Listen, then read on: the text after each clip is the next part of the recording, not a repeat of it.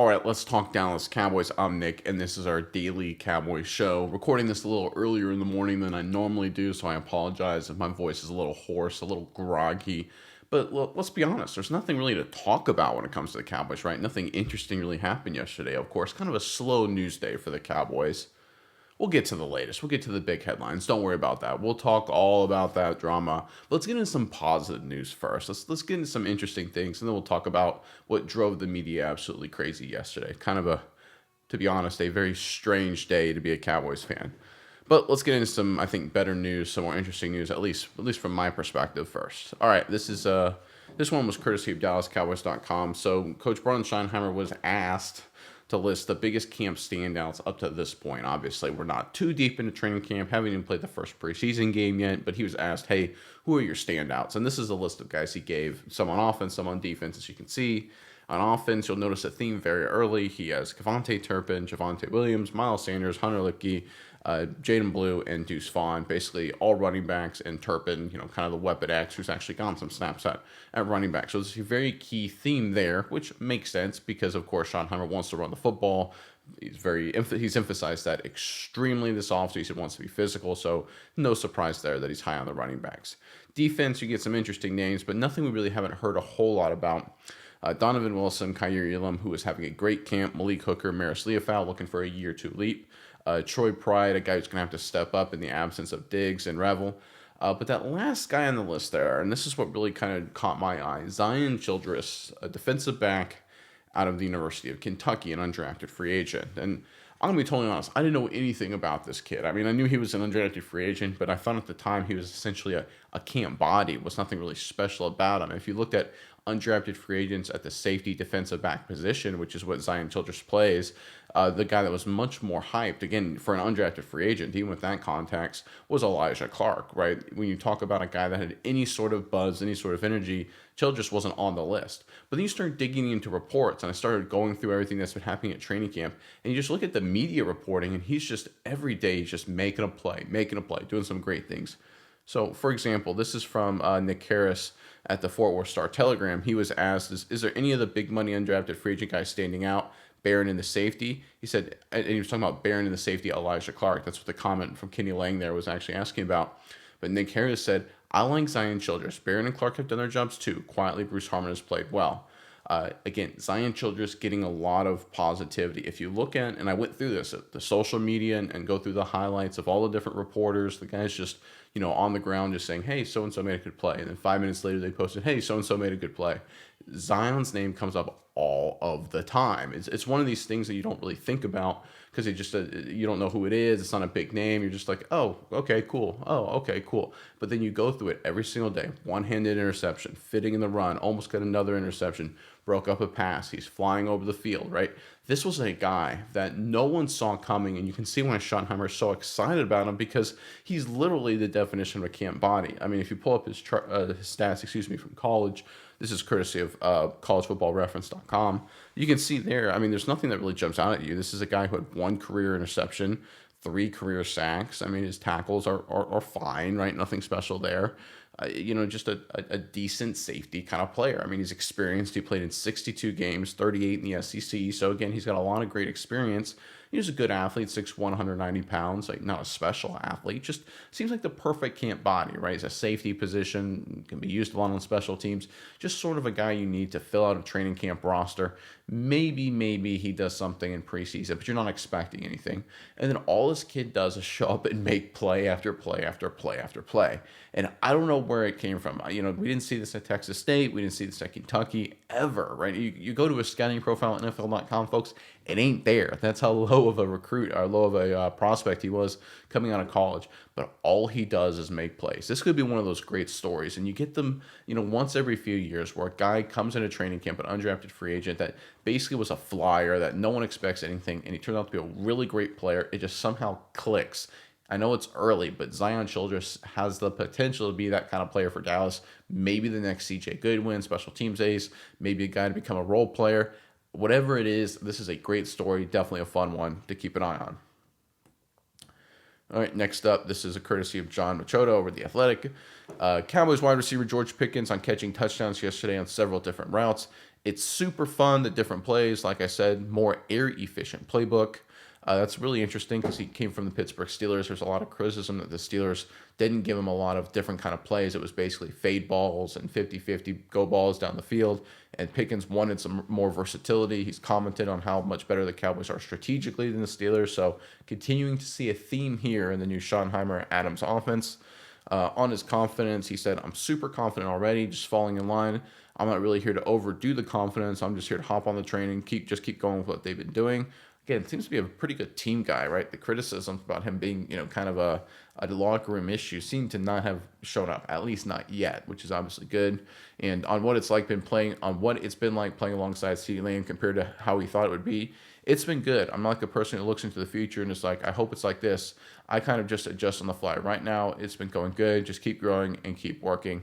Yeah, I mean, he's pretty workmanlike professional, right? And that's one of the things the takeaway I get from Pickens that the vibe coming out of Pittsburgh, if you listen to the Steelers media and really just what came out of that city was that he was a little immature, unprofessional. And coming out of Georgia, he did have issues with fights and penalties and things like that. And I don't think that'll completely go away. But we're not seeing a severe lack of professionalism. We're not seeing a severe lack of maturity out of Pickens. Frankly, we've seen this if you go back a number of years to some other, I'll say, not controversial, but potential character issues the Cowboys have brought into the fold. There was some red flags early on. Not seeing any of that with Pickens, which is obviously a great sign. If him and Lamb can work together at a high level, this pass catching group, I've talked about it already, one of the best in football if they can play together. So far, so good on that front. All right, let's get into the news of the day, the fun stuff of the day. Of course, for anyone who's been living under a rock and hasn't heard, Micah Parsons formally requested a trade from the Dallas Cowboys yesterday. Contract negotiations reportedly had been getting worse and worse and worse. Was going nowhere, and so Parsons said, enough, I'm going to request a trade. Now, he ain't going to get traded unless some team is going to give the Cowboys like a Herschel Walker 1989 kind of trade. We're talking like 3 number ones, 3 number twos, good players, right? It just ain't going to happen unless the Cowboys get a steal. But the Cowboys own Parsons' rights through 2025 and can franchise tag him twice. Both of those franchise tags, it would still end up being, over the course of those 3 years, on an average per year basis, a massive discount. So the Cowboys, if they wanted to, could keep Parsons on their roster through the 2027 season at a discount. So they own Parsons' rights. Parsons is going nowhere. But anyway, let's go into, I think, one of what Parsons posted on his social media account here. And this was just like from his phone app or something. It was kind of a weird deal. Call me old school. I like a good old-fashioned press release or an interview or something like that, not a screenshot of your notes app on your phone. But I think when I went through the process, and I'll read this in just a second, everyone's got their opinions on the thing. I've got really 3 thoughts, one on Parsons, one on the Jones camp, and one on a guy that people aren't really focusing on. But this is from Parsons here. I'll just read this. This was part of his statement. You can check it out on social media to get the whole thing. It's pretty long. But this is one of the things that jumped out at me. He said, yes, I engaged in a back and forth in regards to what I wanted from my contract, talk about discussion with Jerry Jones, but at no point did I believe this was supposed to be a formal negotiation, and I have informed Mr. Jones afterward my agent would reach out thinking this would get things done. But when my agent reached out and spoke to Adam, he was told the deal was pretty much already done.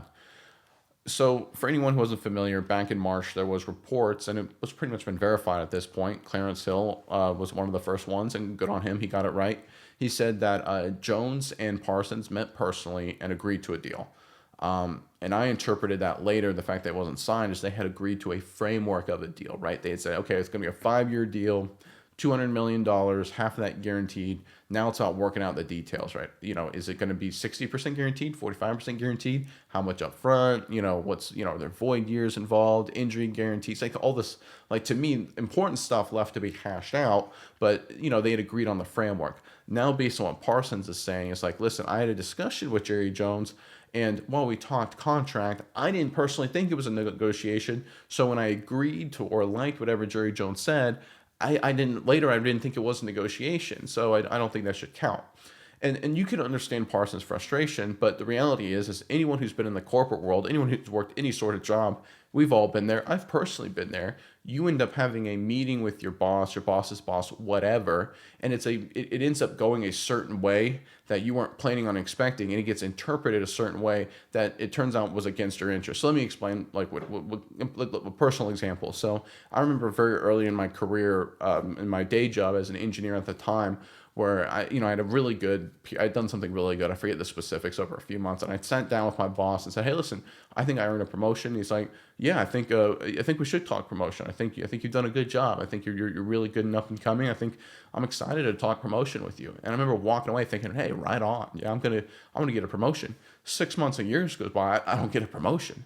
And I say, "Hey, I thought we talked about promotion. I thought we talked about getting me a promotion. I thought you said you were going to give me a promotion." It's like, "I didn't say that. I just said you did a good job. Like all we had agreed to was that raise. We talked about that raise and that little bonus, that like $100 gift card or whatever it was. And we never agreed to a promotion." And at the time, I was like, "Oh my gosh."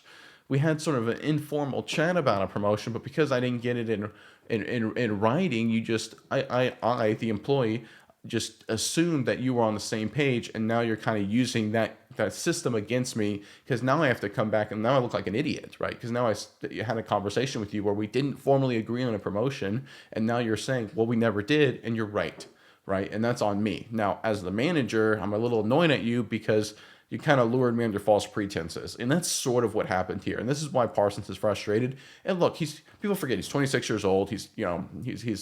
I'm in my mid 30s at this point, so I've seen a lot more of this corporate kind of stuff than Parsons has. I think Parsons had this conversation with Jerry Jones, and I think it went something like this. And they're like, "Listen, Micah, how does 4 year, 200 million sound? Half of that guaranteed."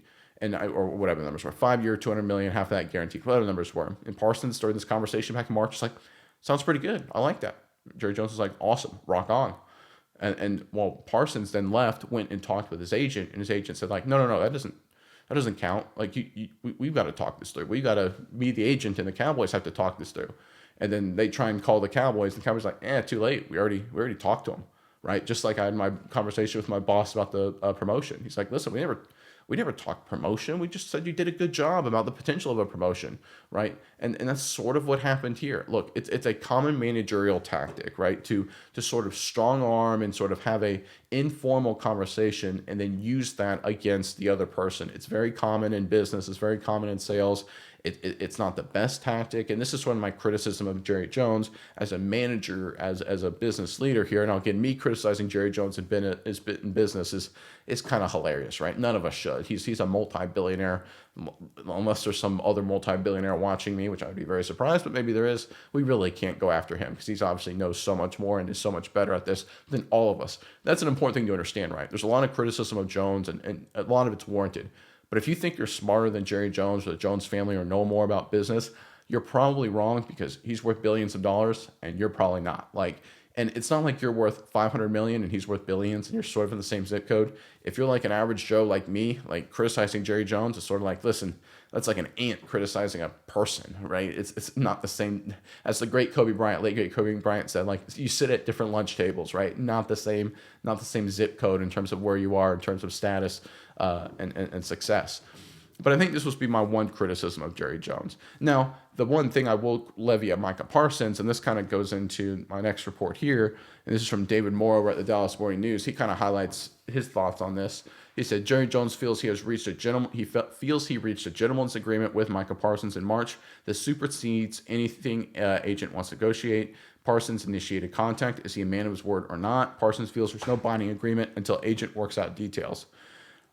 This is where I think Parsons screwed up, right? And this is one of the things, I get it, he's still 26 years old, but if you ever, and I don't know if I would have gotten this at 26 or not, but I would feel like Parsons is a smart guy. He's surrounded by very smart people, he's agent and business managers and things like that. If you ever had a meeting with your boss's boss's boss, who has a millionaire, a billionaire in this case, and the conversation ever turned to contracts or tens of millions or hundreds of millions of dollars, you better treat that as a negotiation, right? It's one of those things. I got advice from my dad way back when, and he said, if you ever are at like a informal lunch or dinner or happy hour event with, something in your job, corporate, and the big boss is there, and you're just sitting there talking, treat it like a job interview, right? You don't have to be so stiff about it, but understand this is essentially a job interview. You don't get a lot of these interactions. This is a chance he's going to evaluate you in this situation. And that's good advice. And I think we all have realized that at some point in our lives. Micah Parsons didn't treat it that way. He thought, oh, we're just talking. None of this matters. And that was wrong, right? To be totally honest, that just wasn't very smart on Parsons' camp, because it gave Jerry Jones at this point just a fallback. He said, listen, we agreed. Are you a man of your word or not, to quote this reporter? And listen, whether you like Jerry Jones's tactic or not, I personally don't. I know it happens every day in the business world, and I don't like it, but the truth is it happens. You had what honestly was a negotiation. That happened, right? Now, you may not have believed it to be a negotiation. If you go back to Parsons' comments there, he says, right there, but at no point did I believe this was supposed to be a formal negotiation. Doesn't matter. You hadn't, right? If I sit there and I'm talking to someone and I talk about numbers or a business deal and I reveal some information to them that maybe I shouldn't have, but I kind of put my cards on the table. It's not like I can go back the next week and say, oh, you know how I told you that I only have $50,000 in checking, so my down payment on the house is very limited. The banks or whoever you're negotiating with, whatever the situation is, they're not going to be like, well, I'll just forget that you told me that.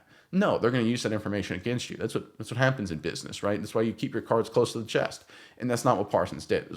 Just not very smart of Micah Parsons. And that's my criticism levied against Micah specifically, was that, listen, this was a bad business move by you. You went into a discussion to talk hundreds of millions of dollars with a billionaire who was your boss's boss's boss for hours on end in the middle of ongoing contract talks at the time. And then I don't believe this is a negotiation. I'm sorry. It just doesn't fly. Really? You sat down and have a conversation with a billionaire worth hundreds of millions or who's trying to decide to give you hundreds of millions of dollars, who is known for being tough in negotiations and has did it literally less than a year ago with Dak Prescott and CeeDee Lamb and has done it numerous times before. You had an hours-long conversation, talked your contract, talked framework, talked numbers, talked a bunch of stuff, and then you decided, well, I didn't really think that was a negotiation. Really? I think Parsons just screwed up here. I think he sat down and essentially had a negotiation, left, talked to his agent, and his agent was like, well, why'd you do that without me? And that set this whole thing in motion. Now, again, I think Jones is a little bit in the wrong as well, because for having sort of an informal setup, kind of strong-arming Parsons to go through the process, right? They're talking whatever at the Cotton Bowl or whatever the situation was, talking about the game, leadership, the future, and then shifting to dollars and in an informal setting, even though it ends up really kind of being a formal deal.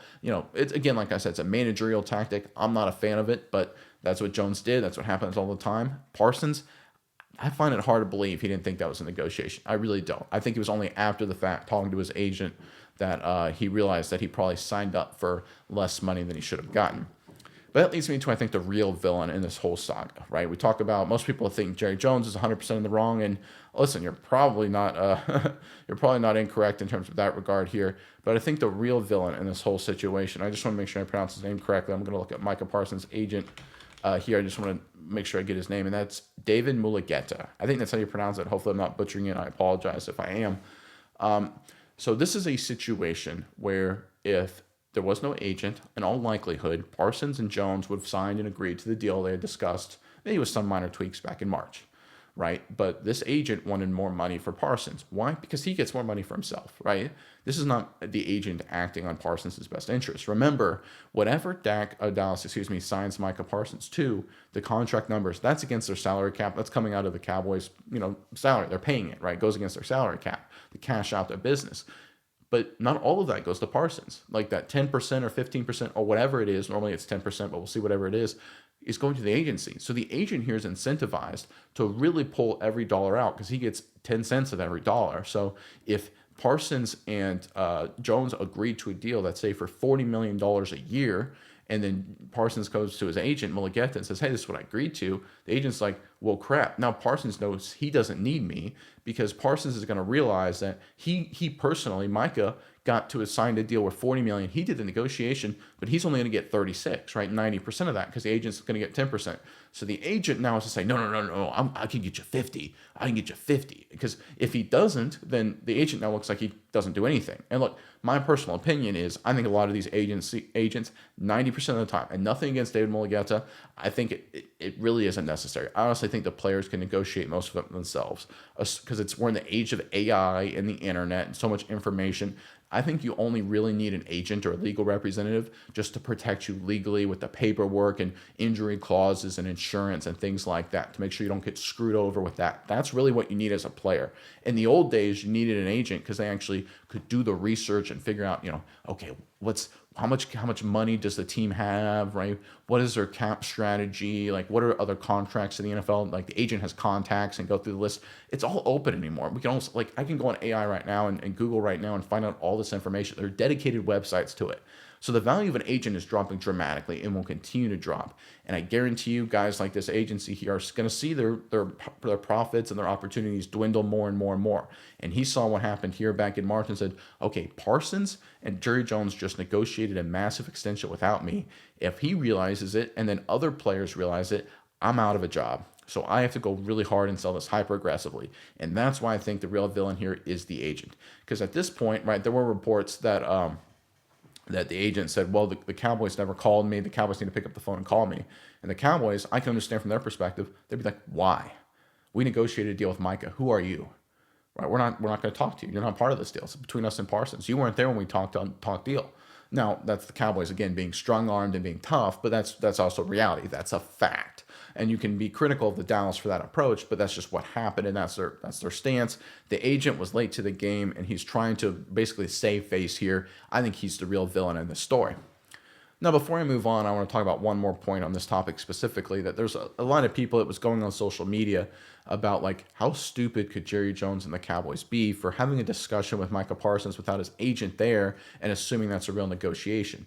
There's a lot of people, and you need to ignore this in social media. I mean, you can, or take it for what's face value. You shouldn't ignore anybody, but just take it for face value. There's a lot of people who comment and have these opinions. I'm not talking about like random people. I'm talking about like big sports personalities that never had a real job, never worked in the corporate world, never understand how, these things work with big dollars, with millionaires and billionaires, right? Jerry Jones very intentionally had that discussion with Micah Parsons without his agent there. He worked around the agent, right? He's done it before.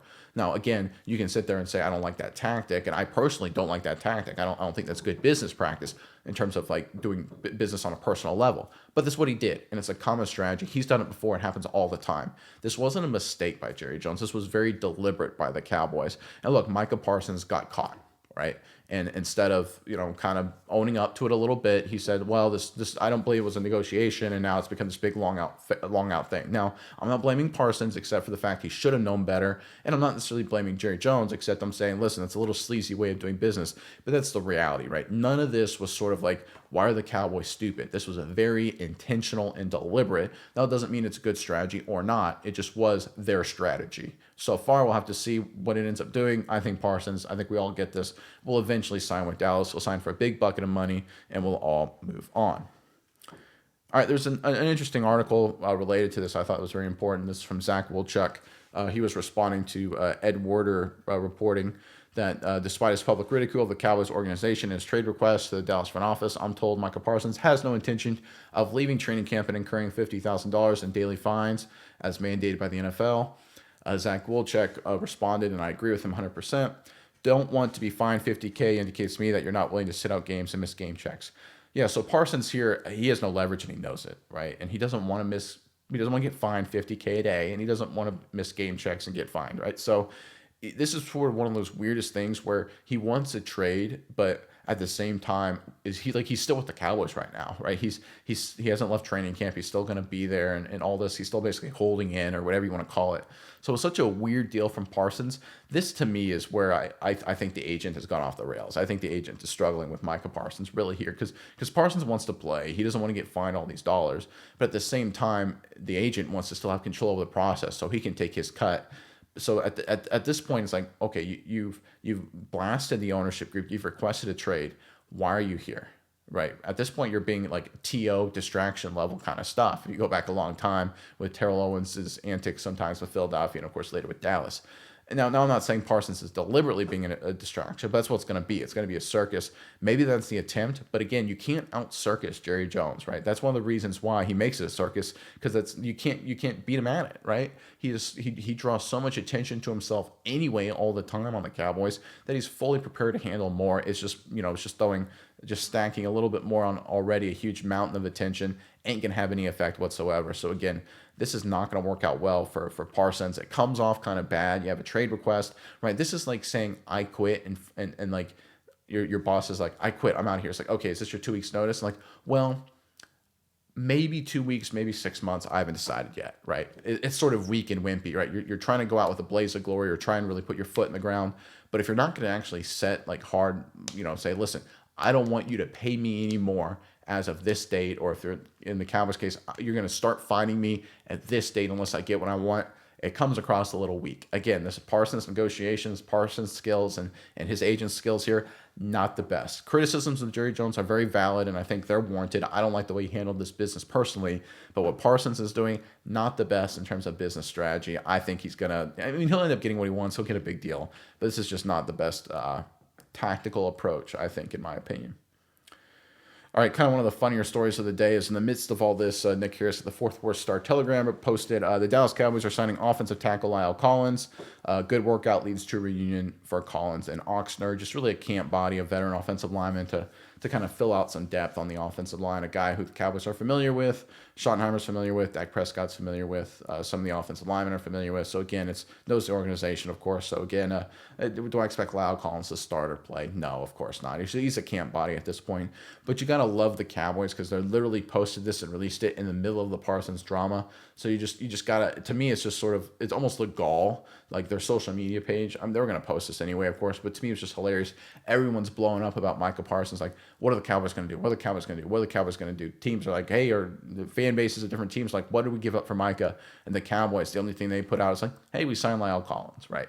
I just think that's kind of funny, just from just sort of a dark humor perspective of the sky is falling and the Cowboys are just like, we signed Lyle Collins, which again should tell you that the Cowboys, and all reports are showing this, they're not trading Micah Parsons. They have all the leverage. They know it. No team is going to give up enough for Parsons. And if they do, the Cowboys are going to go on an early 90s dynasty again because they're going to get so many assets, and no team's going to let that happen. Or if they do, that's on them for being stupid. So Parsons isn't going anywhere. It's part of the process. It's part of the game. I already put my sense on that, but I thought it was a pretty interesting story here. Just kind of funny. The timing of it made me chuckle a little bit. All right, let's talk comments from yesterday's video. And anytime, if you have comments or questions, just a reminder, I'll answer them in the following video. So please light me up in the comment section below. I always like responding to what people say. All right, so first one is from bwill2515. I was talking about Dak Prescott had a statistic yesterday comparing Prescott to Mahomes favorably, and I talked, hey, listen, Prescott's better than people think.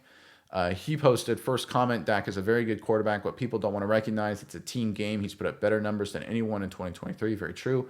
He, like even Brady, has to have a very good defense and more than one wide receiver and one tight end to win against the best teams. He hasn't had that all at the same time. Y'all Dak haters don't know football, and McCarthy wasn't a great play caller.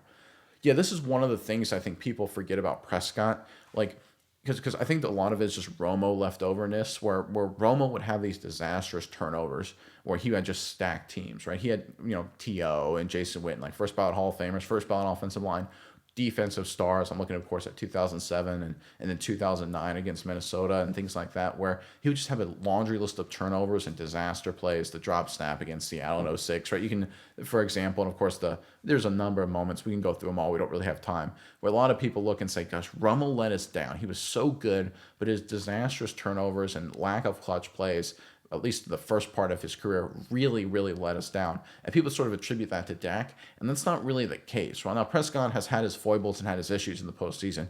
Not going to deny that at all. But I think from a clutchness, have we seen Prescott drop a snap or throw 3 interceptions in a final game in the regular season to win the division like Romo did against Washington, right? Or throw an interception in the end zone with a chance to win it against New York in 07, or have just numerous turnovers and only score 3 points in a divisional playoff round. I mean, we haven't seen any of that from Prescott. If you look at the Cowboys' defeats in the postseason, except for the Packers debacle, which he really did struggle, but he ended up scoring a lot of points. If that defense would have been halfway competent, that would have been a decent game. I don't know if Dallas would have won, but at least would have been interesting. Dak Prescott has not been great in the playoffs by any means, but he's been, on average, he's been okay, right? And that's sort of the thing. Romo was disastrous in the postseason, those clutch moments. Prescott has been okay. And I think people sort of now attribute okay to disastrous, and I don't think that's fair. He definitely needs the right infrastructure, but most quarterbacks do. Purdy does in San Francisco. Jalen Hurts does in Philly, right? This is just the truth. Tom Brady needed it.